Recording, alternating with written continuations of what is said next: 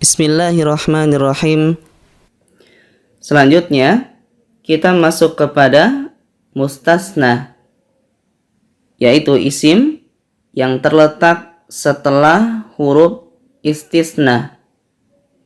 Dan terjemah huruf istisna adalah kecuali atau selain.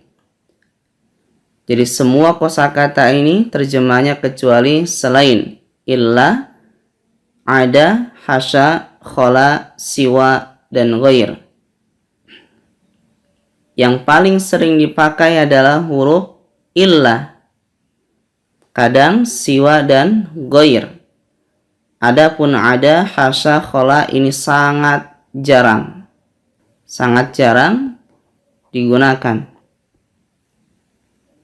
Ya, sekarang kita lihat rinciannya. Setelah kata ghair dan siwa, dia adalah kasrah. Seperti najahat tullabu siwa Zaidin. Para siswa telah lulus kecuali Zaid. Di sini kasrah. Qamar rijalu ghairu Sa'idin. Para lelaki telah berdiri kecuali Sa'id. Di sini kasrah. Khusus untuk kata ghair, dia mu'rab, yaitu harokatnya berubah-ubah sesuai posisi di dalam kalimat. Seperti ghairu mafhumin. Ada huruf jar min ghairi syai'in. Atau seperti di surah Al-Fatihah ghairil magdubi. Dia bervariasi tergantung posisi atau letak dia di dalam kalimat. Selanjutnya untuk ada, hasya, dan khola tidak kita bahas, bisa dibaca sendiri karena dia sangat jarang. Yang paling penting adalah penggunaan kata illa. Yang pertama, dia dibaca fathah jika sebelumnya adalah kalimat positif. Kalimat positif tidak ada kata tidak. Seperti najahat tullabu illa Zaidan. Para siswa telah lulus kecuali Zaid. Zaid di sini harus fathah karena diawali kalimat positif. Jika sebelumnya kalimat negatif dan dia sempurna, yaitu ada subjek dan predikat, maka isim setelahnya boleh dibaca fathah atau mengikuti posisi subjeknya, yaitu dhammah. Contoh, ma najahat tullabu illa Zaidan. Para siswa tidak lulus kecuali Zaid. Bisa dibaca illa Zaidun. Jadi kalau sebelumnya kalimat negatif dan dia sempurna, maka boleh dhammah, boleh fathah. Jika sebelumnya berupa kalimat negatif dan tidak sempurna, maka isim setelahnya harus mengikuti posisi kata di dalam kalimat. Ada yang sebagai subjek, predikat, objek, dan lain-lain. Kita lihat sebagai predikat. La ilaha illallahu. Tiada sesembahan yang berhak kecuali Allah.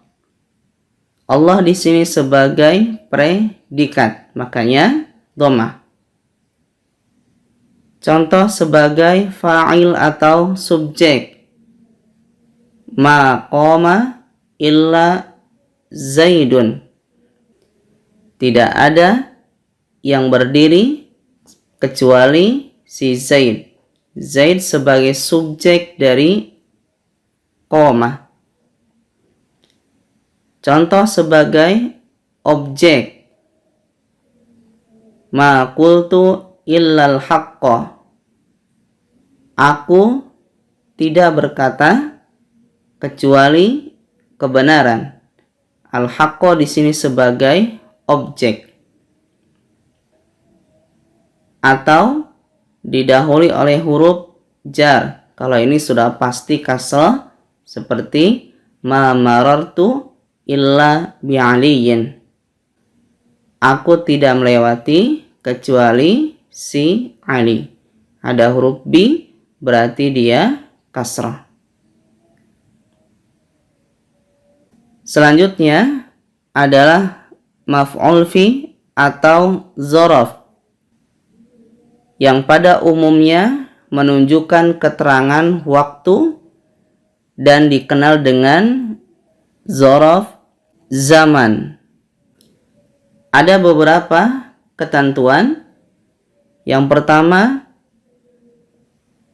dia berharokat fathah tain, bentuk nakirah, menunjukkan makna umum dan terjemah dengan sisipan kata pada suatu atau pada satu. Contoh, safartu yauman. Aku pergi safar yauman pada suatu hari. Yang kedua, berharokat fathah saja bentuk ma'rifat jika diawali alif lam dan ia menunjukkan waktu sekarang, ditandai dengan terjemah ini. Contoh, sa'arji'ul yauma. Aku akan pulang al-yauma hari ini. Terkadang kata al-yauma diperkuat dengan kata hadzal yauma. Yang ketiga, dengan susunan idhofah. Berarti kata pertamanya adalah fathah seperti zahabtu yaumal ahadi. Aku pergi pada hari ahad. Susunan idhofah ahad di kasrah dan yaumanya dibaca fathah karena dzaraf zaman atau maf'ul fi.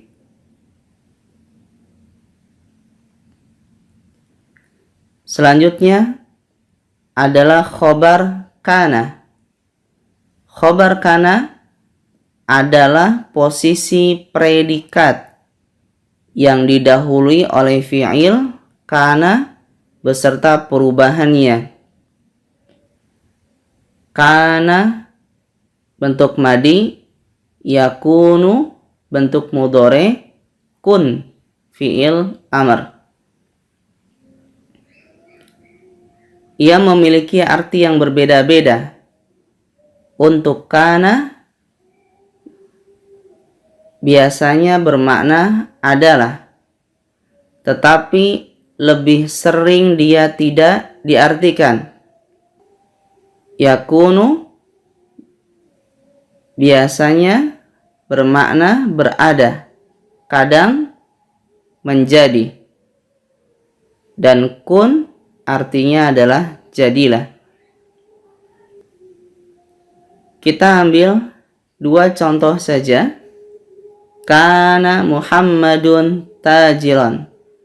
Muhammad adalah seorang pedagang. Dan kana di dalam teks sering juga diartikan dahulu. Tajiran di sini fathah tanwin karena sebagai predikat dan didahului oleh kana sehingga menjadi fathah. Contoh lain, kun mujtahidan. Jadilah kamu orang yang sungguh-sungguh. Mujtahidan di sini sebagai predikat karena diawali kun menjadi fathah tanwin.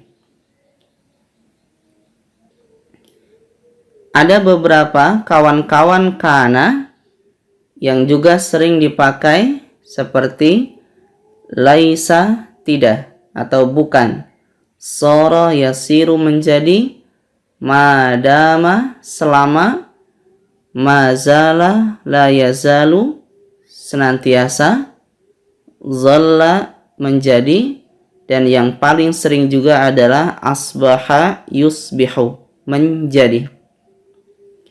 Contoh di dalam teks, wabiha yusbihul mar'u musliman, dan dengannya seorang menjadi muslim. Musliman di sini fathah karena predikat dan diawali oleh kata yusbihu.